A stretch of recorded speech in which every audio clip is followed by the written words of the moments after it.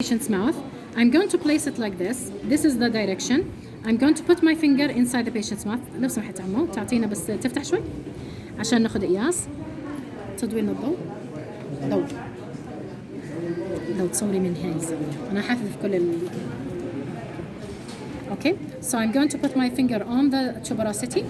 I'm going buccally and distally. How much did my finger sink in? I take a measurement. So this is the measurement of how much it sank in the tissue. I'm going to place this measured on the opposite on this side. So I'm going to put my finger on the ridge and this finger on the sulcus.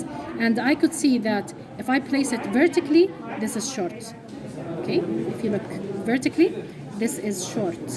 So this is amount of tissue or buccal pouch we have. So I'm going to correct this impression. I'm going back to the warm water. I'm going to soak this area. Just this corner. I could either bring new material, warm it up and add it as if I'm adding border molding material, or I could just warm the material and manage the excess around, because as I have a lot of excess here. So once it warms up, enough for me to work with it, I mold the material upwards, filling in this buccal pouch area. Okay. Once more, as we have done in the lingual pouch, I fuse the material. I press it vertically. I'm building up vertical dimension. I'm smoothing the soft palate area. More excess, I'm bringing more excess to the side. I'm warming it up, smoothing it into place. Okay. Making it uniform as if it's a sulcus. And once it's smooth and uniform, I'm soaking it the last time because I want it to store the heat and flow in the tissue. If I moved it in my fingers and went into the patient's mouth, it had cooled down. The surface would be cool and it will not flow. So I re-soak it in the heat. It's very easy to move, and I go inside the patient's mouth. While I'm inside the patient's mouth, I move the corner with the cold side, and the warm side I just try to put it in place without hitting anything. So it's now in place. You can see it's in place. And then I press and reload the tray vertically.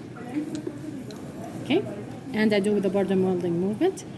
Cheek movement, by the way, doesn't reach this area. The buccal pouch doesn't reach it. What reaches it is maximum opening and moving left to right. حرك تمك يمين شمال كأنك بتتوضأ. أيوة كأنك تتوضأ. حرك فكك. أيوة يمين شمال يمين شمال ممتاز. تمام. I'm making sure I'm pressing all the time. And once it cools down, see the section? This section wasn't present before. I cannot remove it because there's a lot of section, and we love this sound. Okay? Okay. Now we could see that the sulcus is round until the end, and it's deeper. The buccal pouch is deeper from the anterior area. Okay? I take a measurement, so my finger's on the tuberosity. I go down in. I take a measurement how much it sank in. This is how much it went in. I invert it and take a record, and this is now correct. I'm going to see the other side. Okay, so this is thin. I want to make a measurement. So my thumb now, I'm using my thumb. It's on the tuberosity now. I sink in. I take a measurement with my second finger, and this is how much it went in. I take a measurement and compare it with the ridge. It's not correct. Okay, so I'm going to correct it.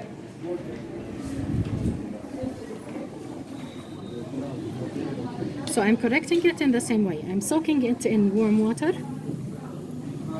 I am taking from the excess on the side.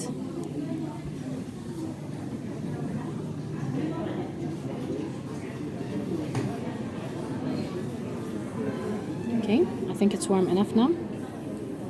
I'll begin moving it. So from the excess on the sides, I take and build this area.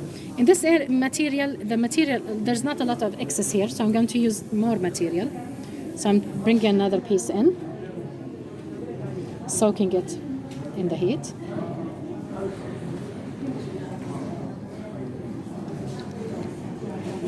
I'm warming it up. And then I begin adding it as if I'm adding border molding material.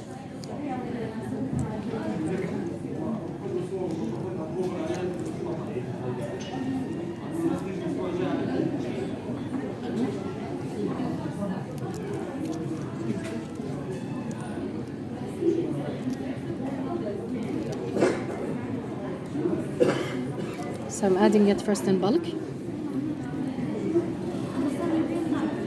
And then I begin smoothing it with the structures around and fusing it. Okay. I smooth it, I make it round and fuse it with the surrounding structures. Reheat this corner only. Make it close, vertical. And once it's warm enough, I'm going to go into the patient's mouth. This corner, I'm going to take extra care that it doesn't touch anything while I'm entering. I take out the tissue.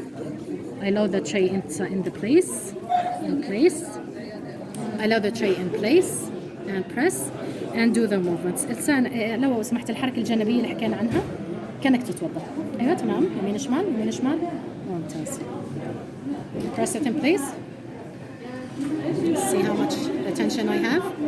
So this is the reason we have retention. Buccal pouch is a main retention area because the undercut in them is opposing to the undercuts in the front.